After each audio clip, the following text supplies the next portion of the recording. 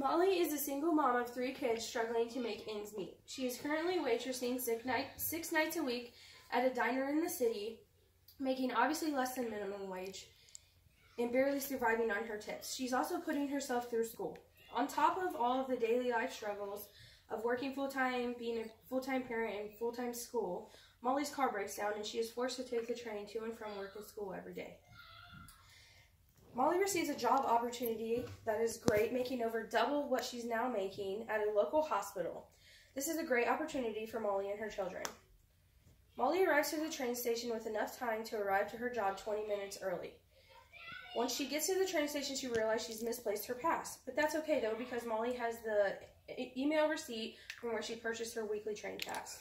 When Molly pulls out her phone to scan her online ticket, she realizes her phone is dead. Molly has now walked 15 minutes from home to the train track to catch the train for this amazing opportunity, and now she's forced to turn around. Accidents like this wouldn't hold Molly back if options were available for us, like human microchip implants that they have in Sweden, to replace things such as keys, ID cards, and even their train passports. The everyday hustle and bustle of life can catch up to us, making us forget important things like our IDs, keys, badges, or even our buses and train passes. Having direct access to all of these things in a microchip implant in your hand would help with day-to-day functionalities of life. The idea of use of human microchip implants in the U.S. has been talked about for workplace and personal use, for not only workplace and personal use, but for medical use as well. The country of Sweden has already put human microchip implant devices to use, and every day more and more people are willingly choosing to implant themselves to free up space in their pockets and handbags. According to Paul Rees of Al Jazeera, the long-term goal for Sweden with these microchips is to provide healthcare to remote communities. Just over 2,600 Swedes already have human microchip implants in their hands, which give them access to the gym, train, or even elevators. This can also confirm their identity and complete financial transactions at the store or even at vending machines.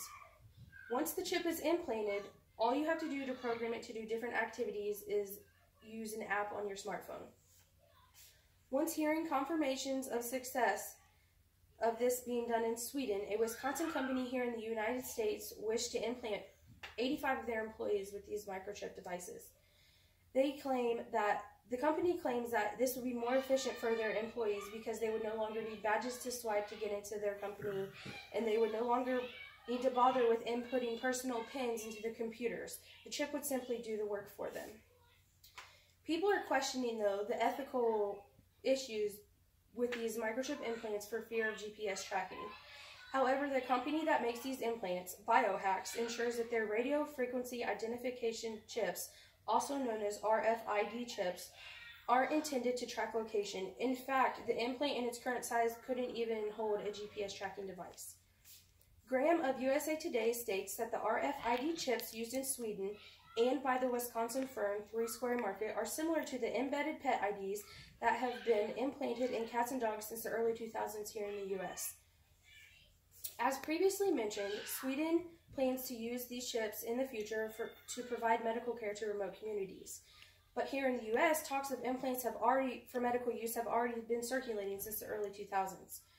During this time, drug delivery microchips were in a developmental stage, and according to Katrina Bramstead, these microchips have the potential to store and release multiple medications under the control of biosensors, which detect the appropriate time at which to dose each drug. Having the ability for healthcare providers to simply access patient information with these microchips could be groundbreaking for healthcare here in America. Graham from USA Today also states that the Food and Drug Administration approved radio frequency identification chips for implant in 2004 as a way for medication to be relayed to physicians much faster. He also went on to explain that more recently in 2014, the FDA said that while there wasn't any adverse effects with these implants currently in place in the body, they wanted to do tests to ensure that the microchips weren't going to interfere with medical devices such as pacemakers or defibrillators. A downfall to the chips is that once it's placed, the info within the chip cannot be rewritten or modified. Maybe this is something the future holds for these chips.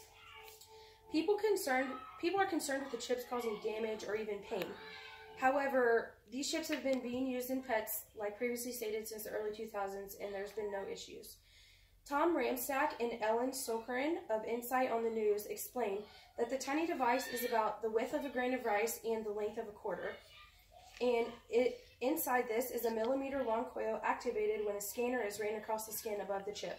A transmitter will send out a digital radio signal this way. Without the scanner, nothing on the chip can be read.